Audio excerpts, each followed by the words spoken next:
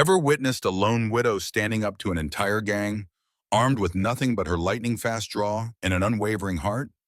This is exactly what happens when Harriet Stone, once known only for running the Golden Dove, reveals she's far more formidable than the outlaws bargained for. Initially underestimating her soft demeanor, the gang quickly learns Harriet's quiet pride masks a legendary skill. Each turn she takes, every cunning move, brings them closer to downfall. Curious how a single saloon owner outsmarts wave after wave of armed men. Will Harriet's past, once carefully concealed, become the decisive edge that saves Ironwood Bluffs? Stay tuned till the very end of this gripping story to discover how resolve, marksmanship, and a dash of community spirit can overthrow the darkest threat. And remember, subscribe to our channel if you relish these tales of bravery, because we have plenty more frontier adventures in store. Harriet Stone ran a tidy saloon called the Golden Dove in the mining town of Ironwood Bluffs, a place perched between jagged Colorado peaks and a winding river that glistened like silver in the midday sun. At 42, Harriet bore the faint lines of hardship on her cheeks, her once auburn hair now frosted with silver near the temples. The townspeople who admired her razor-quick mind and calm demeanor knew her only as a resilient widow who had carried on her late husband James's dream of a warm, respectable watering hole.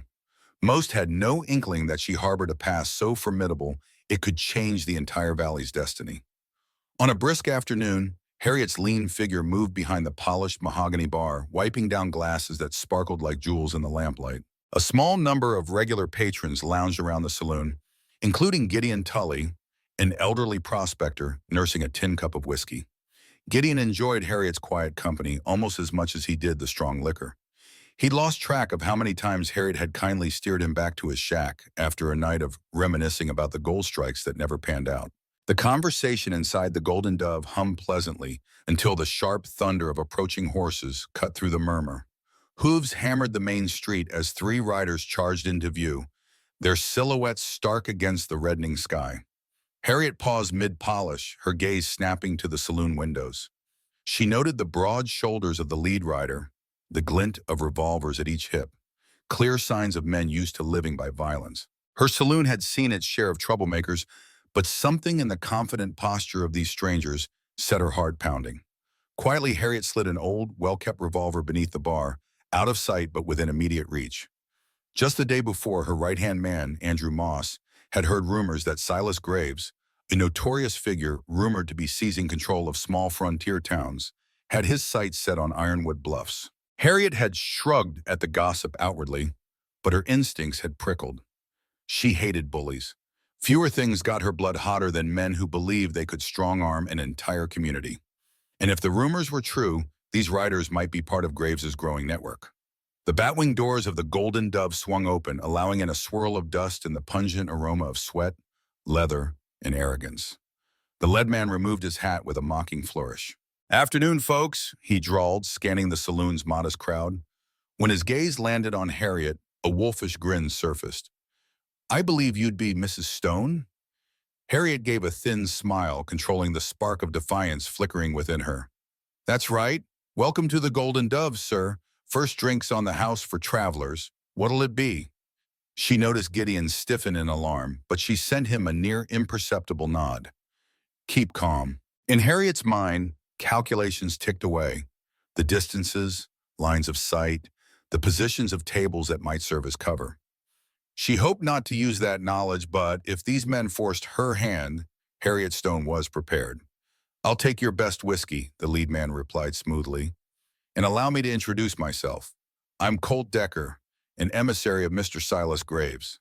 My associates," he tipped his head to the two men behind him, both scanning the saloon with a predator's gaze, "would love a drink as well."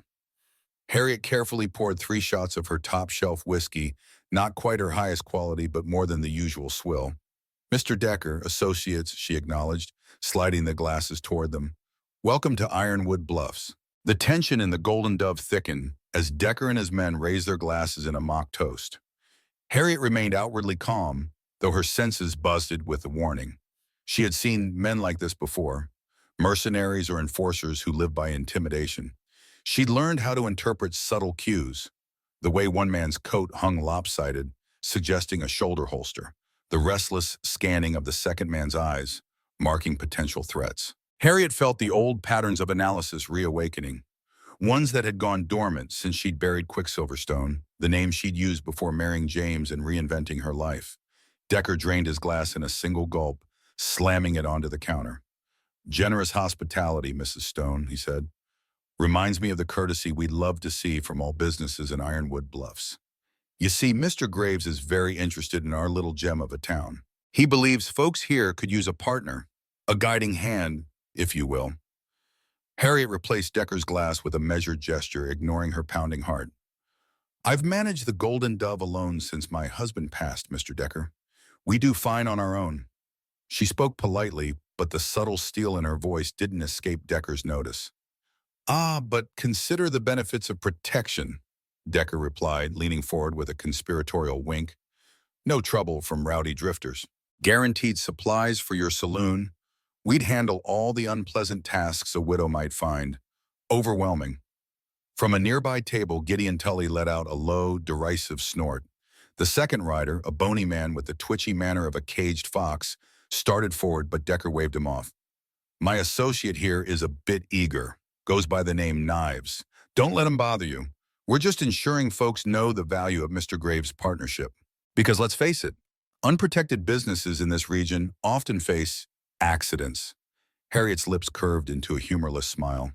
"I manage just fine without accidents, Mr. Decker. The Golden Dove is not for sale, and I'm not seeking partnerships." She refused to blink under Decker's unblinking stare, though every fiber in her wanted to fling him out by the collar. That would come soon enough, if need be. Before Decker could respond, Harriet's bartender, Andrew Moss, emerged from the back room. At 6 feet tall and built like an ox, Andrew's imposing presence often sufficed to end small altercations. His gaze flicked from Harriet's tense posture to Decker's predatory grin, reading the situation instantly. He moved behind the bar, resting a broad forearm on the counter in silent solidarity. Decker stood to his full height, his men bracketing him on either side. "Mrs. Stone, think carefully about Mr. Graves's offer. 50% of your profit is a modest sum for guaranteed security. This is a dangerous frontier. People can lose entire livelihoods to fires or worse if they don't have friends." Harriet stiffened at the ultimatum. A cunning approach, intimidation shrouded in politeness. She recognized the routine from darker days. "I'll keep that in mind," she said, her tone as icy as the well water used to chill her whiskeys. "Though I suspect my definition of a friend differs from yours." Decker responded with a thin, humorless laugh. "You've got until tomorrow morning to give us an answer, Mrs. Stone. Our accommodations are the old Raven's Nest boarding house.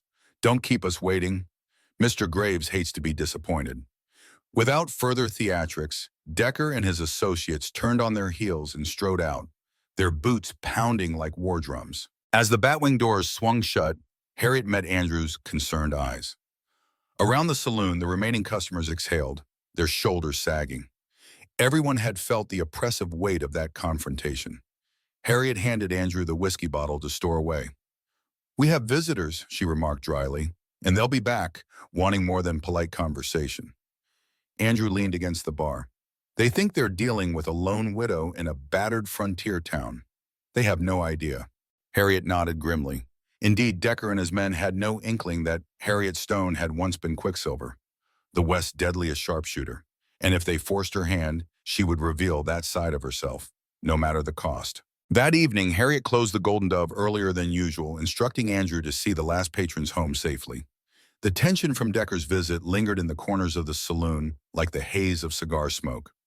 Harriet retreated to her upstairs office, a cozy space adorned with a battered rocking chair and a roll-top desk. Beside the desk stood a locked, reinforced cabinet that few people knew existed. Harriet stared at it for a long moment, arms crossed. She remembered how James had teased her when she insisted on building that cabinet.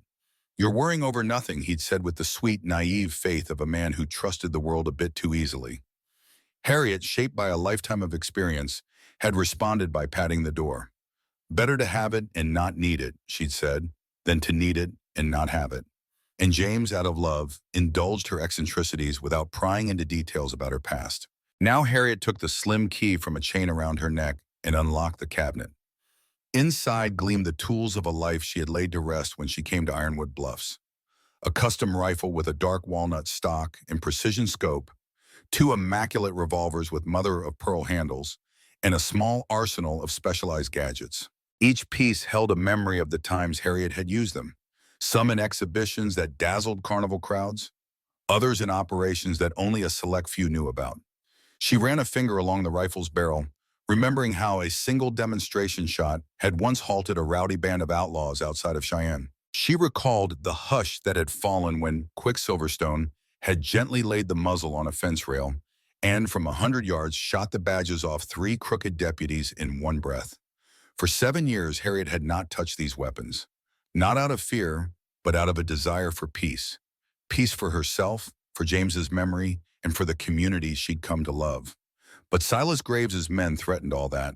Harriet understood that a direct confrontation with them might be inevitable. She also knew that if she allowed them to gain a foothold, they would sink their claws into Ironwood Bluffs and never let go. She removed the rifle from its cradle, wiping away the faint layer of dust. Her motions were methodical, a kind of reverential ceremony. She disassembled the weapon, meticulously cleaning every part with oil and cloth, the steps as familiar as breathing. The old instincts, the practiced muscle memory, remained even if she'd buried them under years of saloon keeping. Harriet's chest tightened with both unease and a spark of dark excitement she'd not felt in an age.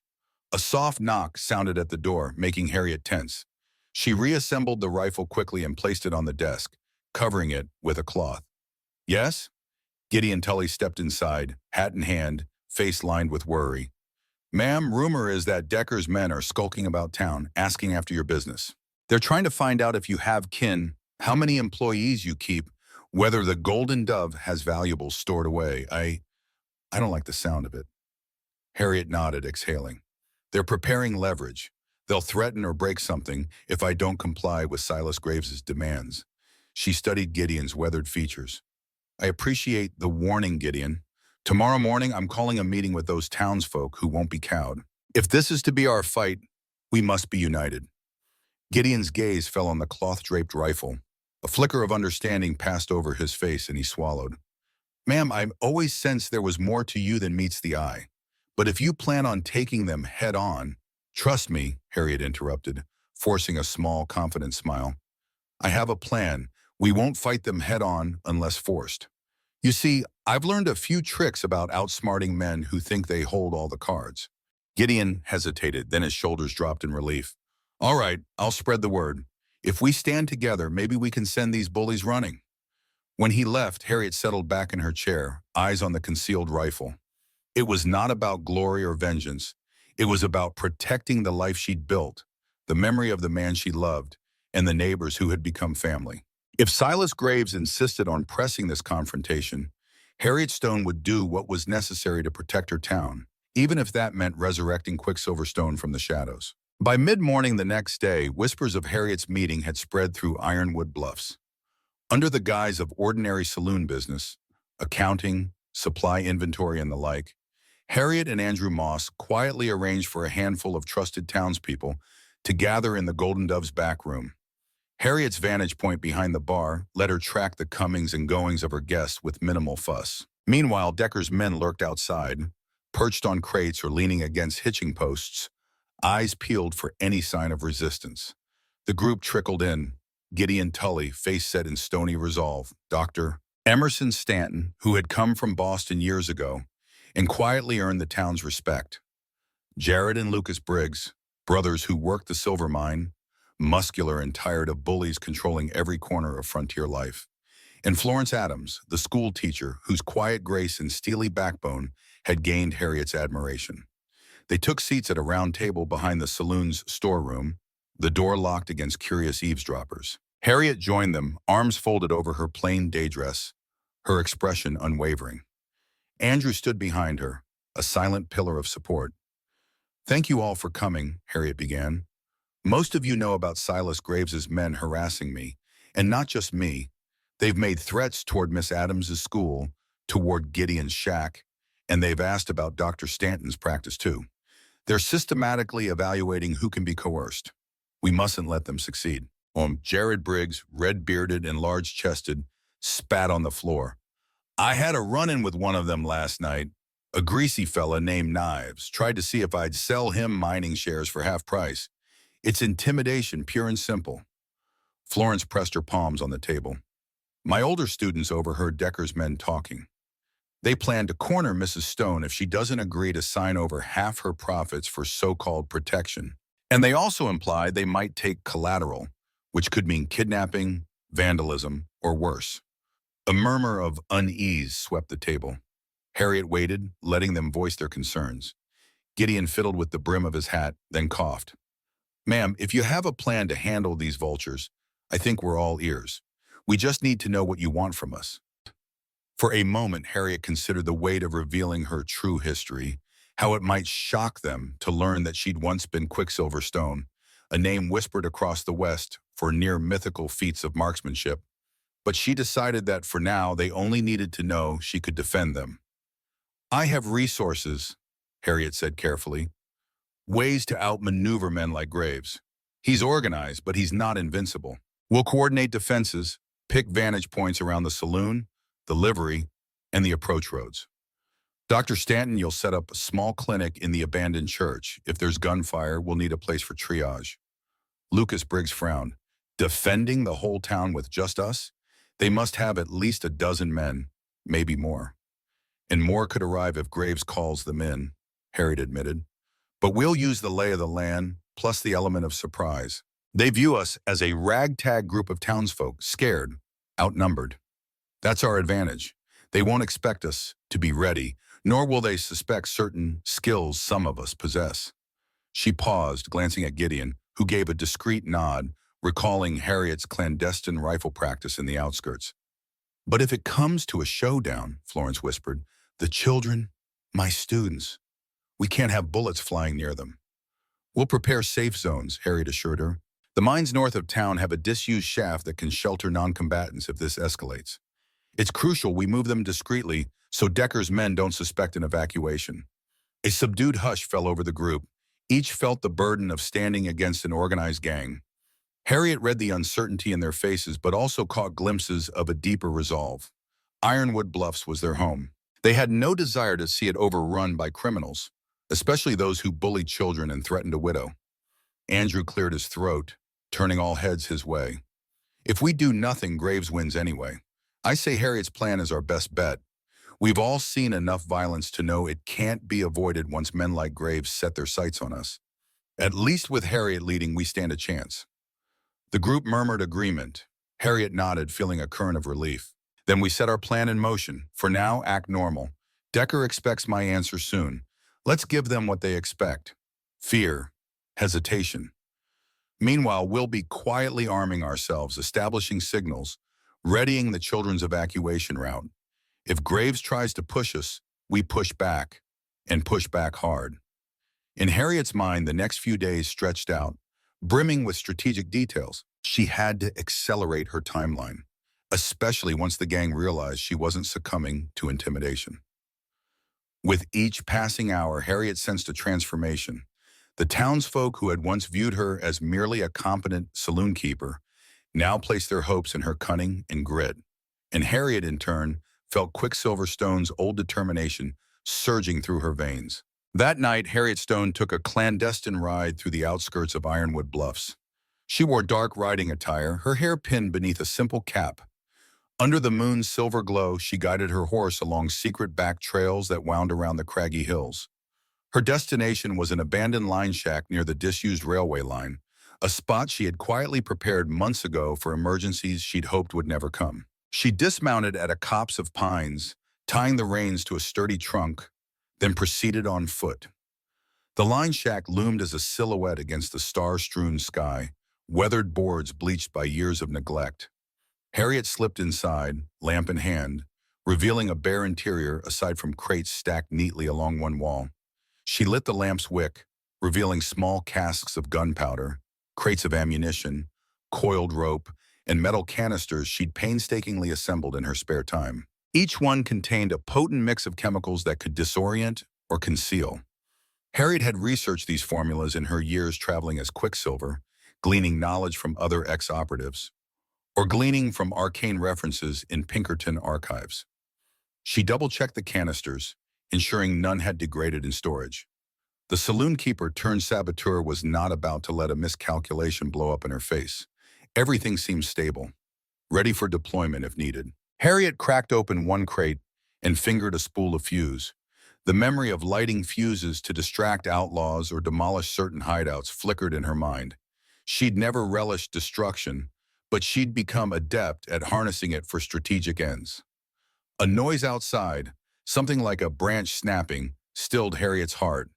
In an instant, she extinguished the lamp, sinking into the shack's shadowy corner.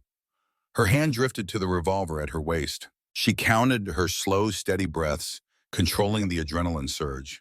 Another twig snapped, then silence. Possibly a deer or a coyote rummaging for scraps. But Harriet knew better than to rely on guesswork. She had not survived numerous operations across the frontier by being careless. Moonlight filtered through a broken slat, enough for Harriet's sharp eyes to catch a movement near the door. She raised her revolver, thumb on the hammer, ready to cock it. Then she heard a hushed voice. "Harriet, it's Andrew." She lowered the gun with a shaky exhale, stepping to the door. Andrew Moss, big and broad as an ox, blinked at her in the dim light. "Sorry to spook you. Gideon said you might be out here. We've had developments." Letting him inside, Harriet lit the lamp once more, her nerves still buzzing. "Tell me." "Decker and 3 more men arrived in town this evening. They've set up near your saloon, calling for a public demonstration tomorrow morning. Word is they expect you to publicly sign an agreement, handing half your profits to Graves.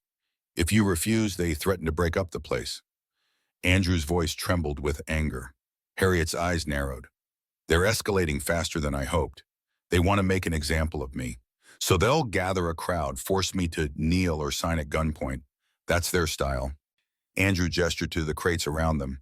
"If we're going to show them otherwise, we might need these sooner than planned." Nodding, Harriet mentally recalculated. She'd intended to gather more intelligence, possibly intercept communications between Graves and Decker. But with a public showdown looming, she had to adapt. "We'll use them carefully. No unnecessary casualties. We want to neutralize the threat, not blow up half the town." Andrew eyed the casks warily. "Half the town might be better than letting Graves run everything," he muttered, half joking. Harriet gave him a thin smile. "I understand the sentiment, but the townsfolk need a future. We're done, son." They spent the next hour carting out selected crates, carefully loading them into a covered wagon Harriet had hidden in the pines. Each label was scribbled with code: dust, flash, wall. Code names for the specialized devices Harriet planned to deploy. By the time they finished, the moon had shifted behind the ridgeline, plunging the valley into deeper darkness. Harriet doused the lamp again, stepping outside with Andrew. The starlight overhead cast ironwood bluffs as a faint silhouette in the distance. Andrew scratched his neck. "Are we truly ready for this? We're just a small group. Miners, a teacher, a barkeep. You're the only professional soldier we have, so to speak." Harriet set a hand on his shoulder. "Trust me, I've done more with less. The biggest mistake Decker's gang can make is believing the people of Ironwood Bluffs are powerless. I'll finalize the plan tonight. We'll move at dawn, and if all goes well, Silas Graves's men will regret they ever set foot in this valley." Andrew nodded, his muscular arms flexing as he hoisted the last crate into the wagon. Harriet took the reins. With the crates secured, they started back to the town on a circuitous route that avoided the main roads. Harriet's mind spun with permutations. How to deploy these devices, how to best use the limited manpower, and how to corner Decker into overplaying his hand. She pictured the morning sun rising over the dusty main street, and she pictured Decker's smug face contorting when Harriet Stone refused to yield. The image steeled her resolve. One day, Harriet hoped, life in Ironwood Bluffs would revert to its sleepy normal. She'd love to see folks bustling about the saloon, smiling at the mention of her name. She'd greet them behind the bar, a friendly widow with a hidden past. But for now, Harriet accepted the weight of her old identity. If protecting her home meant letting Quicksilver Stone rise from retirement, she would do it with unwavering aim. Paragraph 6, 550 words. Morning dawned in Ironwood Bluffs with a deceptive calm, the sun casting a ruddy glow on the wooden storefronts and dirt roads. Harriet Stone stood at the balcony of the Golden Dove, scanning the street below. As expected, Colt Decker and his men were out in force, clearing a space in the middle of town for their demonstration. Harriet spotted at least 8 outlaws wearing red armbands, a recent uniform choice likely a sign of Graves's tightening control. The tension was palpable. Townsfolk gathered in small knots at doorways and corners, forced by curiosity or fear to see what would happen when the Golden Dove's proprietor gave her answer. Harriet's vantage point let her watch the entire spectacle unfold. She noted how Decker posted guards at each end of the street. Then he motioned for a wiry man carrying a rope to place a battered table at the center. Harriet's blood chilled. That table was meant to be the stage for her coerced signature, a final humiliation for any business owner before they succumbed to Graves's racket. Behind Harriet stood Florence Adams, the school teacher, looking composed but determined.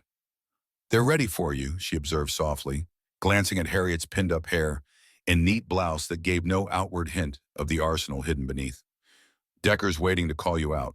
He'll likely try intimidation first, maybe threaten a bystander." "I won't let them harm anyone," Harriet answered, turning away from the balcony. Her voice bore the quiet resolution that had become her hallmark. "Andrew Gideon and Dr. Stanton are in position?" Florence nodded. "Yes, near the blacksmith's shop. The Briggs brothers are covering the flank from the old courthouse steps. They're all waiting for your cue." Harriet took a breath, feeling her heart's rhythm deepen into the measured calm that preluded a shot. She nodded to Florence. "Let's do this." Moments later, Harriet stepped into the morning sunlight, descending the Golden Dove's front steps with measured grace. She wore a modest gray skirt and blouse, her hair pinned in a no-nonsense twist. From a distance, she looked every inch the unremarkable widow saloon keeper. Only those who knew her secret recognized that behind that demure attire lay the poised readiness of Quicksilver Stone. Decker tilted his hat as she approached. "Morning, Mrs. Stone," he said loudly, enough that the curious onlookers could hear. "I trust you've considered Mr. Graves's generous offer. We'd hate for this to turn unpleasant." Harriet paused just short of the circle Decker's men had formed. "I have," she said, letting her voice carry, "and I see no reason to pay for a protection I do not need." Her gaze flicked to the bystanders. She sensed their collective inhalation, fear and hope mingling in the crisp air. Decker's lips curled into a sneer. "Ah, you misunderstand. You do need it. But if you prefer a demonstration, we're happy to oblige." He snapped his fingers. One of his men, a bulky figure with a scar across his jaw, lunged forward to seize an elderly woman near the front line, Martha Polk, the baker's wife. The crowd gasped as Harriet's adrenaline spiked. So it began. 2 heartbeats later, Harriet's voice rang out, firm as steel. "Let her go!" She advanced into the clearing, ignoring the table that Decker had placed so provocatively. "This dispute is between you and me." A hush fell. Decker signaled the scarred outlaw, who shoved Martha Polk aside with a bark of laughter. Harriet extended a hand to steady the frightened woman. "Go on, Mrs. Polk," she murmured, gently hellining her to the sidelines. Then Harriet lifted her chin, facing Decker once more. "What now?" Decker gestured to the battered table. "Sign the contract. 50% of the Golden Dove's profits to Mr. Graves, or else your neighbors pay for your stubbornness."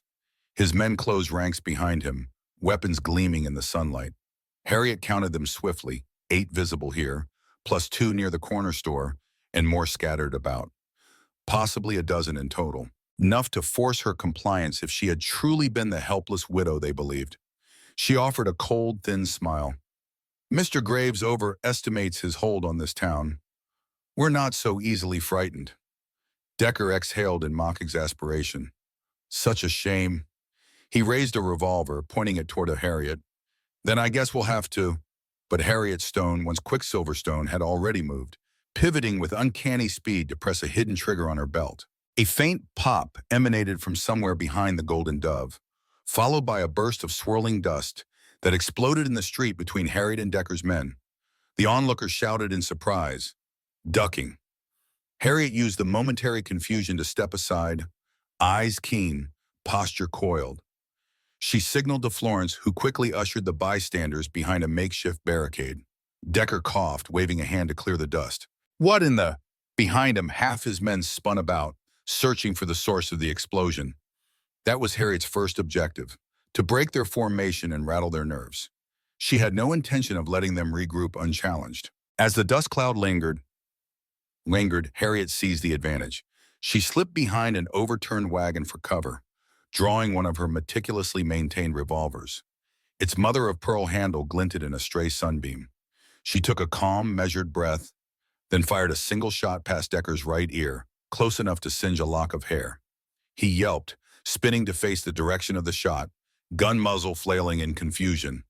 The hush that descended was electric. Harriet's bullet had not struck Decker, but it had severed a signpost chain overhead, sending the wooden sign crashing to the ground in front of him.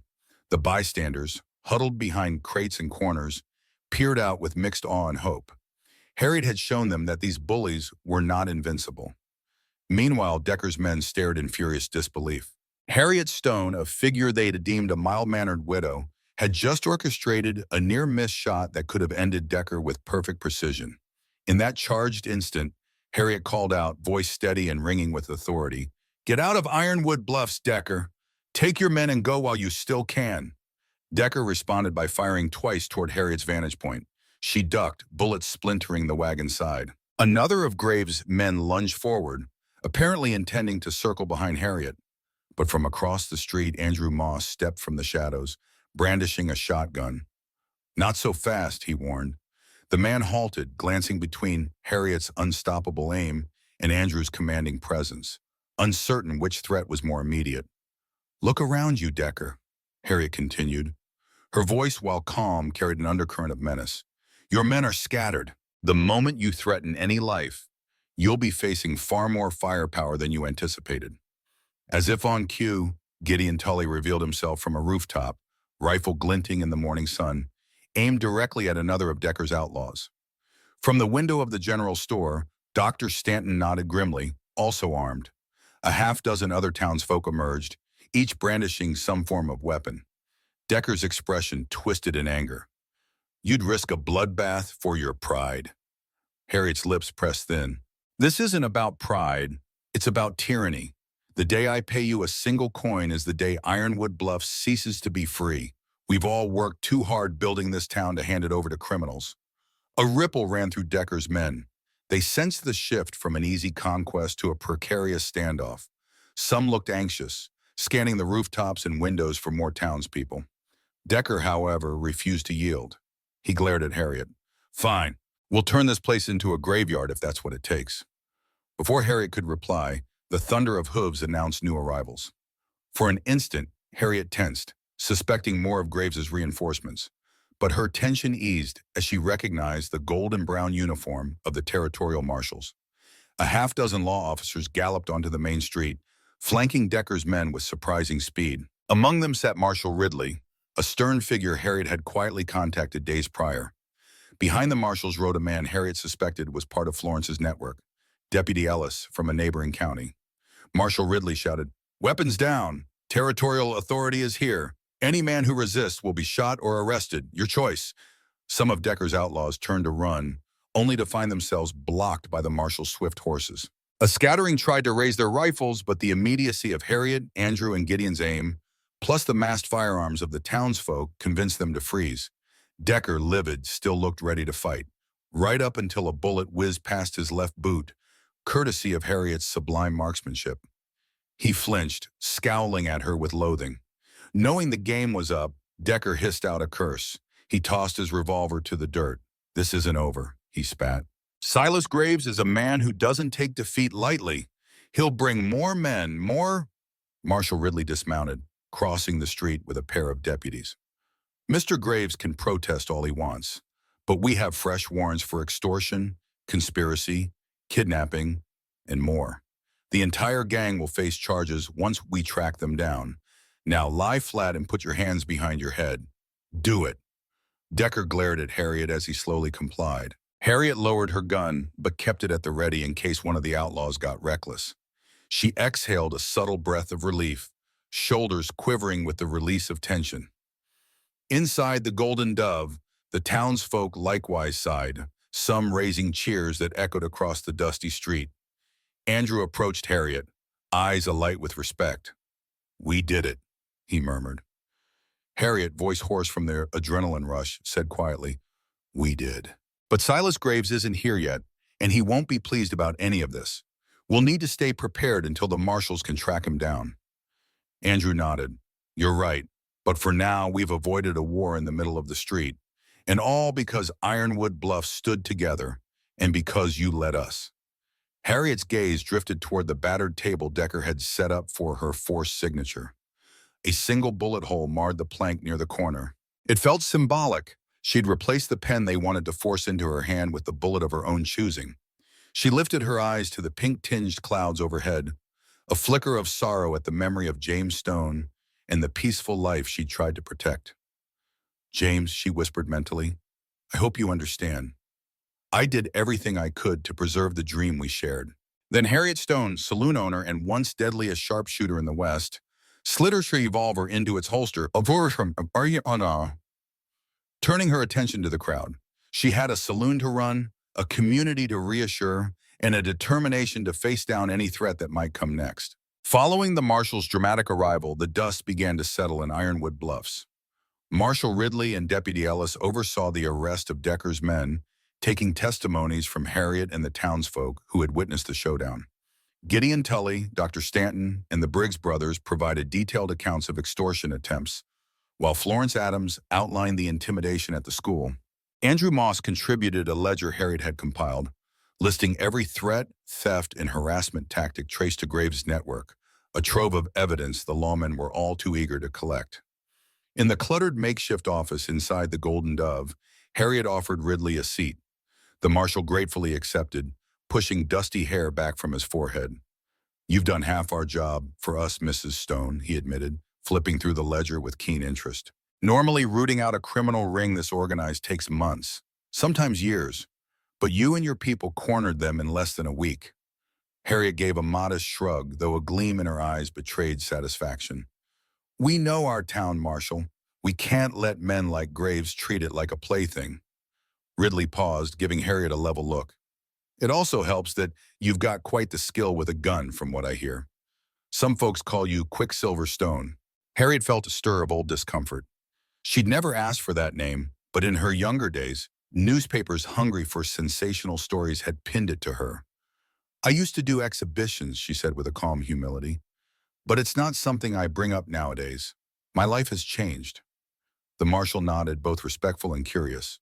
Well, you've done the territory a favor. We'll take these men to a secure holding facility in Silver Range, then keep searching for Silas Graves. We have reliable intel. He's holed up in a ranch about 60 miles north. We'll get him too, sooner or later. Just then, Deputy Ellis entered with a relieved grin.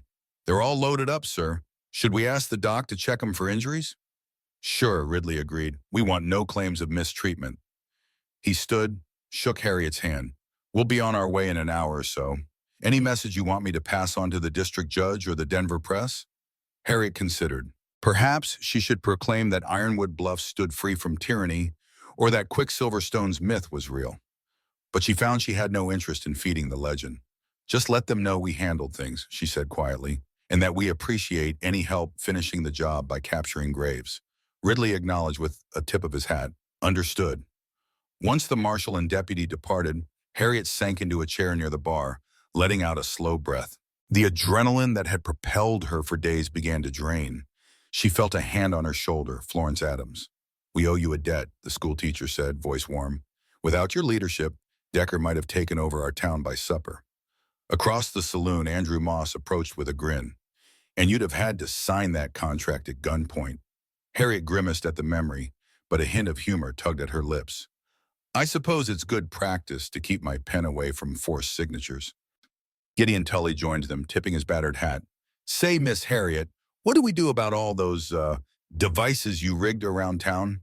The floods, the dust bombs? Should we dismantle them? Harriet nodded, standing up with energy that still simmered beneath her fatigue. Yes, let's remove or neutralize everything. Ironwood Bluffs deserves to go back to normal. We can't keep the place booby-trapped. Just in case, she hesitated. But store them safely in case Graves tries something. We still don't know if he'll show up personally or send more men. Dr. Stanton, who had wandered in, overheard. He set down his medical bag and removed his spectacles to wipe them. I suspect Graves is too prideful to let this lie. If I were you, Harriet, I'd stay armed for a while yet. Pride and greed make a potent mixture. Nodding, Harriet studied the saloon that she had poured her soul into after James's passing. I will, but I refuse to let fear run my life. If Graves decides to waltz in, well, she paused, mouth curving into a quiet smile. He'll get more than he bargained for. Florence gently squeezed Harriet's arm. And the children? They'll want to see you. Their parents talk of you like a hero. Harriet's face softened. I'm no hero, just a woman protecting her home. But I'll talk to them, sure. Maybe let them know I'd rather bake pies or read dime novels than shoot holes in signposts. Life should be simpler than this. With the gang members carted off and the immediate threat subdued, the Golden Dove reopened for business that evening. Patrons returned, some still jittery, others jubilant at how the tides had turned. Harriet moved among them with her characteristic poise, offering smiles but keeping her vantage points in mind. She recognized that this might be a calm interlude, not the final resolution. Silas Graves's shadow still loomed. Still, seeing the relief in Andrew's eyes, the admiration in Gideon's grin, and the gratitude from townsfolk paying for fresh whiskey, Harriet allowed herself a measure of contentment. She'd defended her husband's legacy, shielding the place they'd built together from men who'd squander respect for raw power. Maybe, just maybe, Ironwood Bluffs would remain free. Days passed, and Ironwood Bluffs began to settle back into a semblance of normal life. The Briggs brothers returned to their mining shifts. Gideon Tully resumed his sporadic prospecting, and Dr. Stanton handled routine illnesses rather than bullet wounds. Harriet Stone watched from her saloon's balcony as the evening crowds once again drifted inside, seeking camaraderie and respite. Andrew Moss polished the bar top with proud diligence, telling anyone who'd listen how Harriet had outmaneuvered Silas Graves's men. But Harriet remained on guard. She recognized that the quiet might be temporary. Marshal Ridley's message, delivered by telegram 2 days later, confirmed that Silas Graves had slipped away from his rumored ranch hideout before the marshals arrived. Harriet's heart clenched at the news.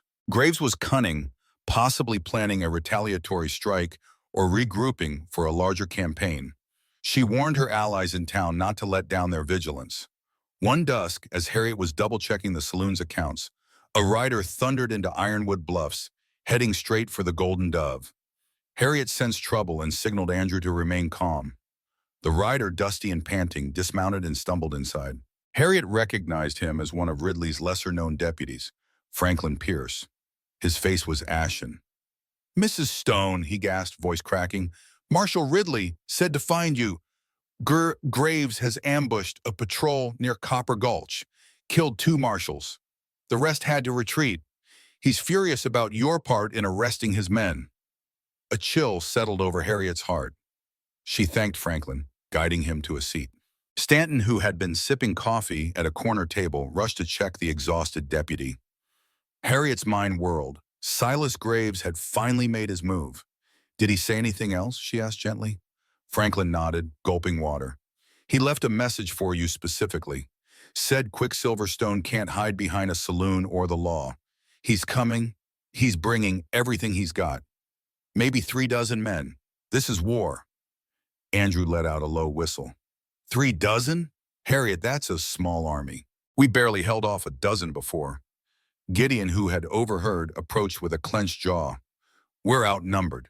If Graves storms in with that many gunmen, we won't meet them head-on," Harriet declared, eyes steeling. "We'll do it our way, just like we handled Decker's posse, but on a larger scale."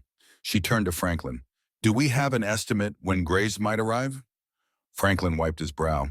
"He's about a day's ride away, but could be 2 if he stops for reinforcements." "The roads through Redwood Pass are rough," Harriet nodded. "We have a little time. Andrew, gather everyone, the Briggs, Gideon, Florence, Dr. Stanton, whoever else we can trust. We meet at first light in the abandoned stable outside town." Andrew didn't question her, already moving to follow her orders. Harriet turned to Franklin. "You need rest.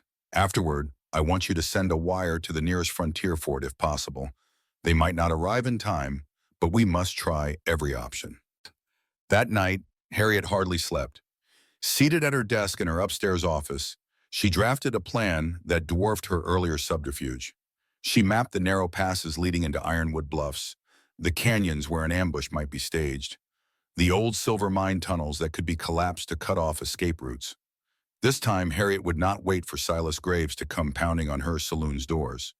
She intended to intercept and dismantle his forces before they could set foot in her town. In the lamplight, Harriet meticulously prepared the specialized tools she had once used in Pinkerton missions, everything from tripwire devices to gas bombs. She had disliked employing them, but the scale of Graves's threat demanded thorough measures. Ironwood Bluffs deserved the best Harriet Stone could offer. As dawn's rays touched the sky, Harriet pinned up her hair, strapped on her dual revolvers, and slung her custom rifle over her shoulder. Descending into the saloon's main floor, she found Andrew waiting with a fresh pot of coffee. He handed her a steaming cup, the lines of worry plain on his face. "Are we truly ready for this, Harriet?" he asked in a whisper. She sipped the coffee, pushing down her own uncertainty. "No, but we'll do it anyway, because we must." The next day, Harriet assembled her allies in the abandoned stable at the edge of town. Gideon, Andrew, Florence, Dr. Stanton, and the Briggs brothers each arrived carrying rifles, shotguns, or packs filled with supplies. Harriet Stone spread out a large map of the region over a rickety table. She traced a line from Redwood Pass to Ironwood Bluffs, explaining how Silas Graves would likely approach. Two narrower canyons branched from the pass, affording an alternate route or a retreat. She aimed to exploit every inch of the terrain. "Graves is bringing up to 30 or 40 men," Harriet stated, voice crisp. "We have, at best, a fraction of that, but we know these hills and we're not planning a straightforward firefight." Her tone held that uncanny assurance the townsfolk had come to rely on. While Gideon, Andrew, or the Briggs might question their odds, Harriet's unwavering calm felt like an anchor in the storm. Florence Adams stepped forward. "I've arranged for families and children to stay in the old mine. Supplies for a week. The entrance will be guarded. If Graves tries to use hostages again, he won't find any." Dr. Stanton nodded. "A field hospital is set up in the church basement, same as before. I have help from a few volunteers. If bullets start flying, we'll do our best to minimize casualties." Satisfied with the logistical updates, Harriet tapped a finger on the map. "We'll lay traps along Redwood Pass. The plan is to fragment Graves's forces, isolate them into smaller groups. Once scattered, we can pick them off or demand their surrender. The fewer men who actually reach Ironwood Bluffs, the better." Andrew cleared his throat. "We've rigged some hidden contraptions near the pass, like the ones used on Decker, but bigger. The old line shack supplies are in place, waiting to cause confusion." Harriet nodded. "Excellent. Let's finalize roles." In the hush that followed, Harriet doled out assignments. Gideon and the Briggs brothers would handle the pass itself. Andrew and Dr. Stanton would guard the flanks, ensuring no outlaws skirted around. Florence would coordinate the safe zone for civilians and act as a communicator, running or riding between vantage points. Harriet herself would take a forward position, ensuring the initial volley of confusion was triggered precisely. She was the most skilled at infiltration and had the best shot for any crucial elimination. A faint breeze ruffled Harriet's pinned-up hair, carrying the scent of juniper and dust. She inhaled, letting the memories of James and the vow she'd made to protect this community guide her next words. "Remember, we're not looking for a slaughter. If Graves's men want to surrender, we'll accept it. If they force a confrontation, we respond quickly and decisively." Her steel-gray gaze swept the circle. "Whatever happens, we must stand firm. Ironwood Bluffs is ours to keep." At dawn the following day, Harriet and her group set out under the soft wash of pink and orange clouds.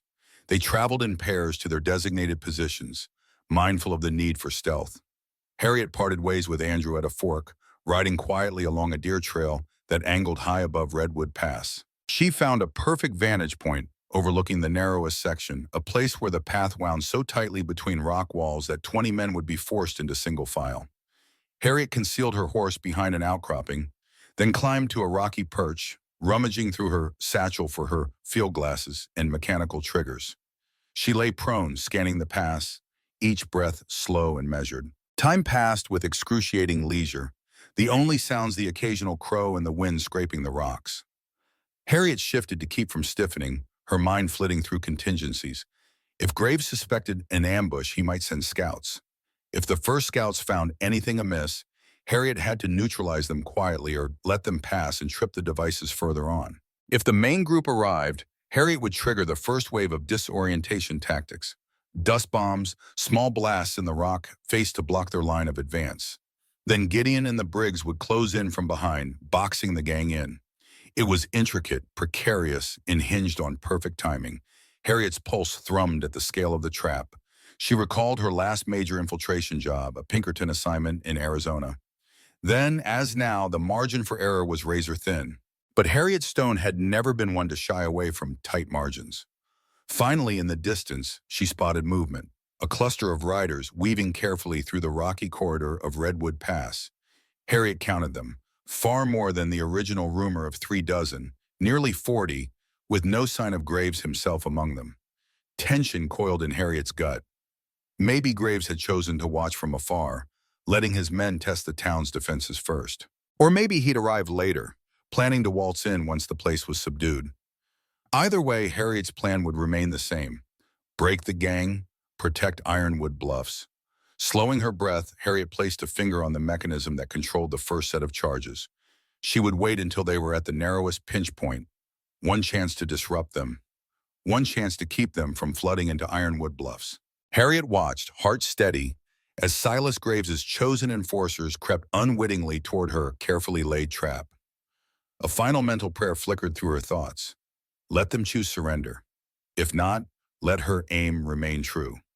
Looking back, Harriet Stone's journey was never about seeking glory. It was about defending her late husband's legacy and safeguarding a town that had become her family. In exposing her long-dormant sharpshooting skills, she found renewed purpose and forged even tighter bonds with the people she protected. Ironwood Bluffs, once terrified by the gang's threats, now stands united behind Harriet's fearless leadership. She has learned that the past isn't necessarily something to be hidden away.